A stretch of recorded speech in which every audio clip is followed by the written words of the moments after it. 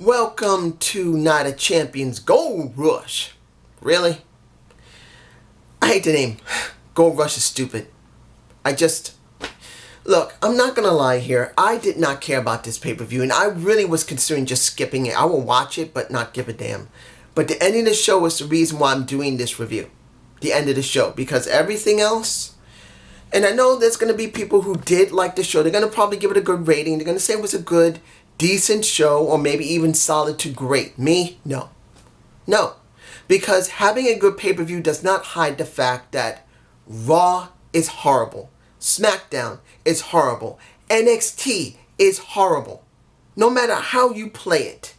No matter what anyone says. Even with few moments that are in this pay-per-view or in regular Raw, SmackDown, NXT, it doesn't change the fact that WWE sucks, and it's all due to Vince.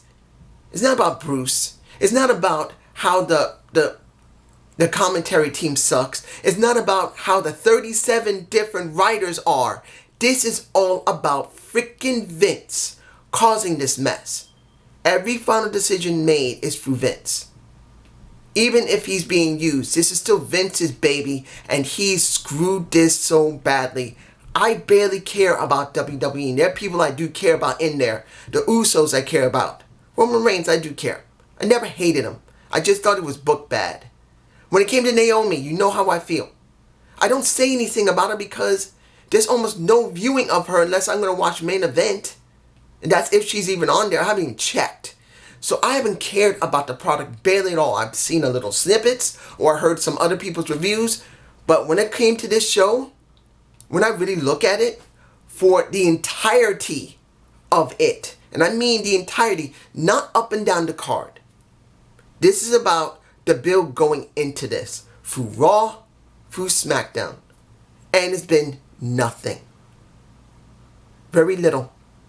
So let's look at how important the SmackDown tag team titles are. They're on the freaking kickoff show. You want me to repeat myself? I don't need to. The Lucha Brothers versus Nakamura and Cesaro, which we already know who won. I don't even need to state their names. You know. Because I didn't expect the Lucha House Party to win here. Because they've never been pushed. They don't care. And guess what? They're the only team left on SmackDown. So they got to give them a reason. Because guess what? Even though they got pinned, they'll find some reason to bring them back again. Because there's no one else left. Unless you're bringing Miz and Morrison back. Or Heavy Machinery. Oh wait, they're not going to. Because Otis is still holding the damn Money in the Bank briefcase as far as I know. Let's move on to the main card. IC title match. And a ladder. 2 titles hanging above a ladder. Now, I'm not going to say the match was bad. It was a good match. It wasn't great, but it was good. The ending of the entire thing, and let me put this in perspective. It's very rare to use handcuffs. Rare. Very rare to ever use handcuffs in any match. In this match, they use 2. And you got Jeff Hardy getting his ear handcuffed to a ladder. His earlobe. You know the guy has holes in his ears. He's that type of person that likes it. He got a handcuff put through his ear. Now, I don't know if I got that shot. If I do, it's in my face, alright. If it isn't, sorry. And then you got AJ Styles getting chained to the ladder that he's supposed to be climbing to try and get the titles. So, Sami Zayn won. Which could be a good thing, depending on how they book him. And I just don't see anything very good for booking. And I just heard that Jeff Hardy just resigned for maybe 2 or 3 more years due to the fact that he's owing them so much time because of his injury. Because as you know, WWE doesn't just let you leave. If you've been injured, they tack that time you've been away through the injury until you come back. So he just resigned for another 2 or 3 years. I wonder if that was worth it, Jeff. You got your ear handcuffed. I don't know if anybody else thought this was so cool. For me, the guy just resigned because he realized there was nothing more he can do. He has to owe at least another 1.5 to 2 years on his contract. And he just decided to re-sign because it was easier for him and he can get his own theme music back. And guess what he got for his effort? His ear handcuffed to a ladder. You tell me that makes sense. I'm sorry. For me, I just don't agree with it. Now, we got Zelina Vega versus Asuka for the Raw Women's title. Look, I love me Zelina Vega. She's not bad in the ring. She's a great, let's be honest here, a great manager that can wrestle periodically. But there was no way on this green earth I was going to believe she was going to win. And then seeing a very competitive match. Now, mind you, as I said, she's not a bad wrestler. But she's a way better manager. Not because she's a small little woman that can't go in the ring. It's because she just has a character that is way better for managing. And to periodically go in the ring and do some business on top of that. Once in a while. But them wanting to actually push her as a singles competitor from now on makes no sense. That just shows her weakness. And I'm not saying she didn't do a good job, because she actually didn't do a bad job. It wasn't perfect. It was botchy. And seeing Asuka not take it seriously at first I'm not saying it was bad, but I'm not saying it was great either. It just didn't feel like it was a real legit match. And I didn't expect Asuka to lose here. Now, SmackDown Women's Champion. I'm not going in order. We got Bayley. You got Nikki Cross unable to compete. So Bayley thought that she was going to get the win. And she's basically saying to the ref, come out here and give me the championship. And guess who comes out? Asuka. Really? So, you now have Asuka doing double work. And not making it interesting by, if you finally do state something interesting, to have both belts be put up. Not just a SmackDown belt. So Raw was going to get the belt. Not saying she was going to win. I knew she was going to win. Because this is still about Bayley and Sasha. Bayley and Sasha. Look, I wanted the Bayley-Sasha feud to happen almost 3 years ago. They didn't do it during WrestleMania time. And then they did the stupid thing of trying to copy a Kane and Daniel Bryan. Doing their storyline of them going to see a psychiatrist or psychologist to try and sort out their problems. At this moment, seeing Bayley as a heel and Sasha as a face does not interest me. Not because they're not interesting, because they carried the women's division on their backs. Let's be honest. They were double champions each, and they carried the women's division on their damn backs. And now, it doesn't feel like anything. You know why? Because when it comes down to it, they have no one for Bayley to deal with. They have no one for Sasha to deal with after it's all over. It's only about them. And that was the problem for me personally. That we now have two of the best women in the company. Bayley and Sasha. They had a feud that people have been wanting for years to finally happen. And it's happening. And it feels Why? Because everything around them is No one cares. I should care about Bayley and Sasha having their feud. Probably it will culminate in a Hell in a Cell match, which it probably will. And the match will probably be great. But in the end, I don't care about the feud because, one, is too late. And two, even when the feud is over and they continue, once they have the match, and maybe Bayley will lose it and Sasha will get the title finally, it also means Sasha's going to give up the damn title very quickly. Either to a Shayna Baszler, I know she's not moving, even though they may have their shake-up again, or the draft, does not mean Sasha will keep the title long. They notoriously make her drop it within a couple of weeks or maybe a month after she gains it. So why am I going to care?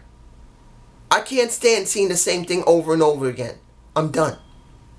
Now, Apollo Crews versus Bobby Lashley for the U.S. title. I gotta say, I do like the U.S. title the way it looks. I never said it, but I do like it. It does look nice. Seeing the Hurt Business still in business is actually good. From what I understand, they're one of the most interesting gimmicks they have on Raw at this moment. And I can understand why, because you got a Bobby Lashley who's the muscle. You got Shelton Benjamin, who is basically the gazelle who can move really quick. And then you have basically MVP, who can talk the fleas off of a dog. And they will sit and they will beg for him to feed them. You know what that means, blood. But you get my point. He can get anything he wants because he's a silver-tongued devil. But I didn't care that much about this feud. I care about the Hurt Business. I'm glad to see Lashley as champ because he should have been champ. But seeing Apollo Crews, I don't care because they don't do anything with him.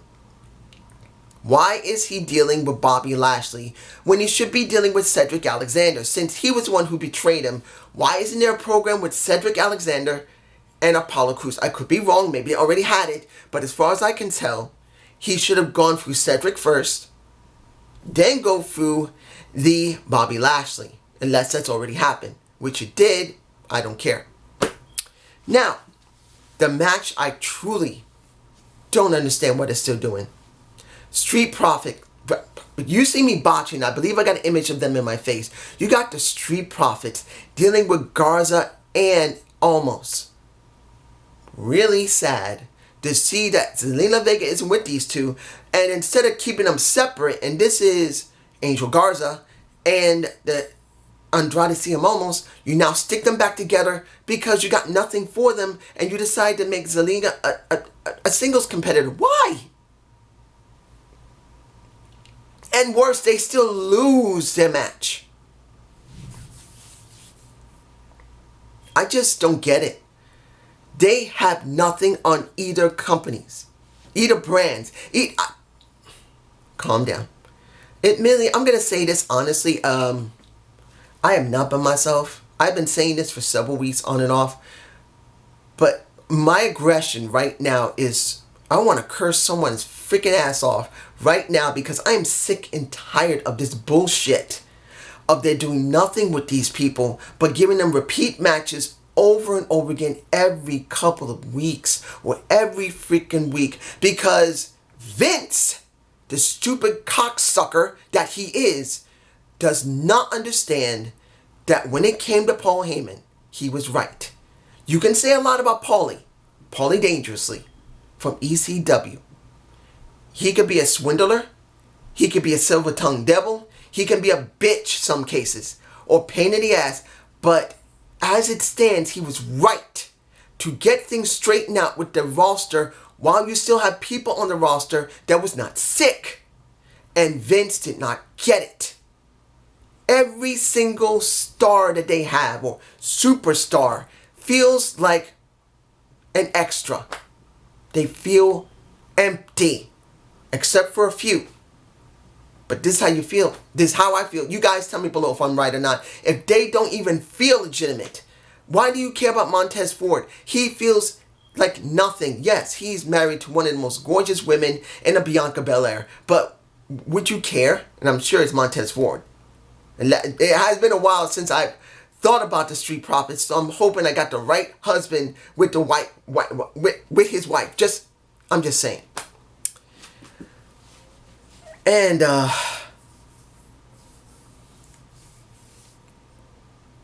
the second best match of the night, the ambulance match between Drew and Randy Orton. Now, let me put this in perspective. Was their build good? No, because they sacrificed Keith Lee to do it. I don't care what anyone says. Keith Lee was sacrificed to make Drew and the Randall Keith Orton's feud mean a little bit more than what it is.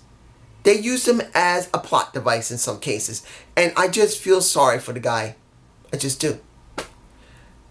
Claymore kicks compared to punts. Are you seriously telling me that you gave 3 Claymore kicks to a Drew McIntyre and you fracture his jaw where he should be out for a while and he comes back able to destroy a Randy Orton with 3 Claymore kicks. And he does not have to stay in the hospital. He doesn't get a concussion. Neither one of them do. Just a fractured jaw for one of them and a ride in an ambulance for the other. Really? This story sucks. It does. And then the match itself. It wasn't 100% bad. It wasn't 100% badly represented. But you have Big Show, you got Christian, you got HBK, and at the end of the match, when it was finally over and they demand the ambulance to drive off, you have Ric Flair, who's in my face, in the driver's seat for Randy Orton. All 4 of the guys that he punt kicked helped Drew McIntyre win. Drew's in my face, and I should say, hey, this was great because Drew is finally being pushed. But then I'm thinking, really, is Drew really being pushed? Or is he going to get the CM Punk treatment? He's going to get a long title reign. That will mean nothing. Because there's no competition. Tell me. You guys leave me a comment below. What competition is he going to have now other than Randy Orton? Who's next? Seth Rollins? Unless he turns heel. And then he has a program maybe with Keith Lee, which I don't expect him to win either. Who does he have to face? Buddy Murphy? Seth Rollins? Randy Orton will come back, probably. Who's there? Who's left? Samoa Joe is on commentary, and who knows when he's going back into the ring, if ever. Who's left for him? He feels empty, not because he can't get the work done, not because he doesn't have charisma, not because he doesn't have mic skills. He does have all those in spades. He looks great in the ring. He has a persona that you really do like. But who's left for him to work with? I'm just saying. Final match of the night, and this was the only reason I watched the show. The Chief of the WWE, and I believe I'm going to use that title. This was the only reason I watched the show. The only reason. Now, mind you, I'm not going to lie. When this situation came up, when Jey Uso was now put in front of Roman Reigns, I said to myself, why? The only person between Jey and Jimmy who actually has any type of storyline at any time was Jimmy Uso dealing with The Miz and his wife Naomi. That was the only person there, and I do believe if Jimmy had not been injured, this would have been Jimmy. Not Jey, Jimmy, because they actually did something with Jimmy before, and he didn't do a bad job, and he was one of the 2 Usos they thought, so they probably they would have thrown it to him. I do believe that. And maybe Naomi would have been included in this, because that would have been even more interesting. Because if Jey was doing it, then Naomi could be involved in it. And then since she is married into the actual family, it could be a really strong family affair. But this was Jey Uso, not Jimmy. And I say it makes no sense with Jey. Because the only thing he did was a karaoke bit. But, and this is the thing, I'm glad I was wrong. Because Jey did what he did. He got a lot of mileage out of this situation. Now, I have not seen the Chronicles yet, and I'm going to watch the Chronicles when I get a chance. But when it comes to Jey Uso, he made it very clear, as a twin, a paternal twin, not identical, people always got them confused because they were so connected. And I can see why. They're really very close. So seeing that Roman Reigns in real life was someone who grew up with them, and legitimately, even though they were cousins, felt like a brother to them because they literally grew up since they were like 4 or 5 years old. They've been around each other all the time. They grew up as relatives, like brothers. And I got that myself. I got 3 cousins that I grew up with more than anyone, even my half-brothers and sisters, who were all adults by the time I was not even 10 years old. I grew up with my cousins. 3 women who to me are not my cousins, but like sisters to me. I grew up with them, legitimately. So I can understand their point of view. So this was more an investment for me. And the vignettes, the promo segments they had this Friday, and then seeing Roman Reigns knocking the shit out of his brother with a Superman punch was great. So when it came to this match, I was wondering how far Roman was going to go to whoop that ass, because he had to whoop Jay's ass severely. And he did. Jay did get some good offense, and he showed why that Samoan blood was flowing through. Calm down. As Roman Reigns said to Samoa Joe when he first started on Raw, he said, "Don't get me twisted. I'm just like any other Samoan. My Samoan blood boils when I get mad." And that's how the match went down. You got Jey Uso, whose blood was already boiling. He wanted to finally break out and be something of his own man, not to be considered a twin. Then you got Roman Reigns, who's always been with him, and his brother. And they really, I'm sure there had been actual fights where Jey Uso got his ass whooped. Josh, I believe his name is Josh. Josh got his ass whooped. You got it whooped.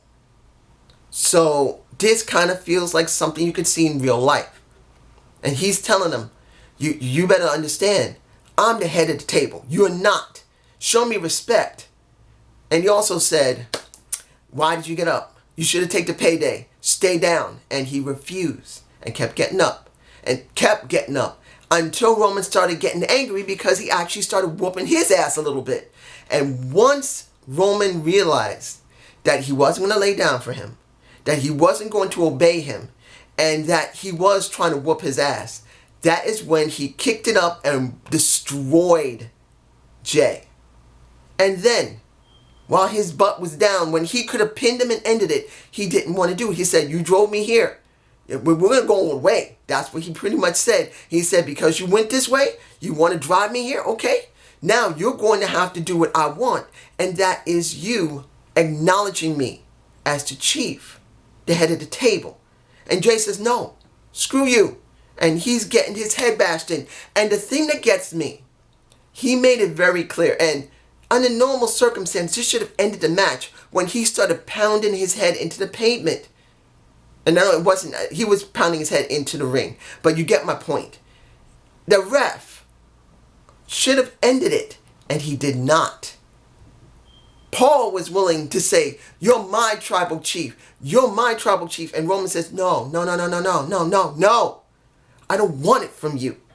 I don't need it from you. I need it from him, because he comes from my island. He comes from the table. I want him to say it. And he keeps saying no. And he's pounding his head into the pavement more and more and more until Jimmy comes out hobbling along with a towel and telling his twin, "Stop. I'm going to end this." He said, "No, don't you dare. Don't you throw it in. Don't you throw it in. Do not throw it in." And he is literally telling him, this is Jay to Jimmy, "Please do not throw it in. Don't throw it in for this chump." Legitimately, he said he's nothing. And Jimmy did not want to do that. He is begging his brother just to accept this and let him just throw it in. He says no until Roman started pounding him again. And then finally he just threw it in there. And then he kept pounding him. And kept pounding him until Jimmy had to jump on top of him and protect him. And he says, "Look, stop it. It's enough. We're family. What are you doing?" And he's waiting for the tribal chief line. And it's Jimmy that says, "Fine, you want to hear it? I'll let you have it. You're the tribal chief. Now back off. You got what you want. Leave it. We family."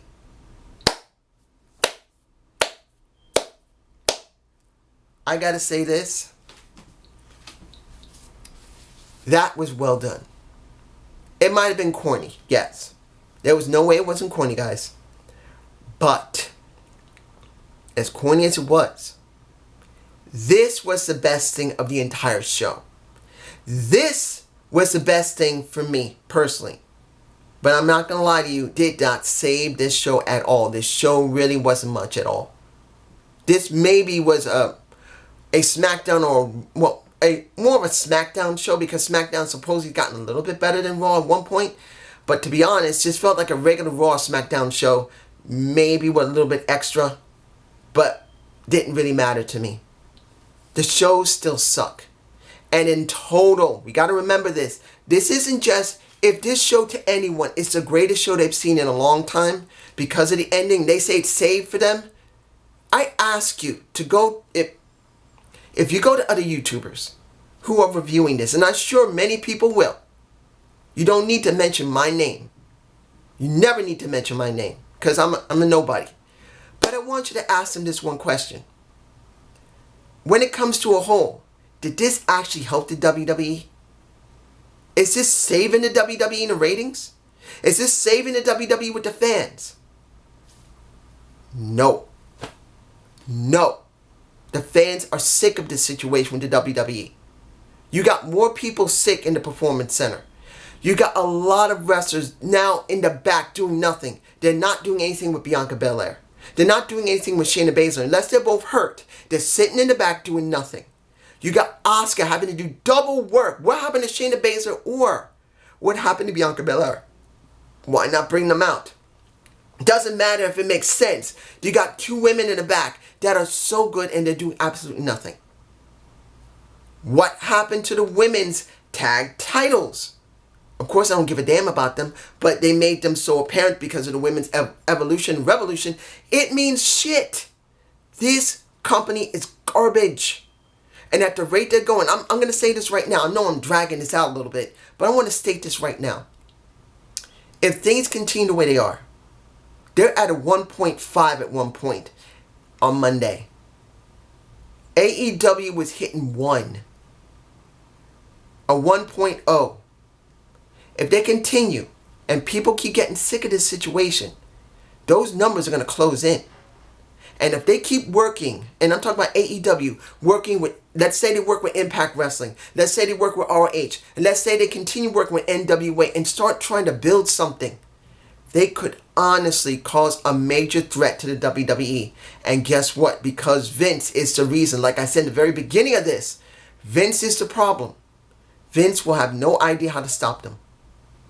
They may not beat them, but they definitely going to lose a lot. And when they do, we can laugh at them because we saw this coming. But it's just me. Have a good day. Have a good night.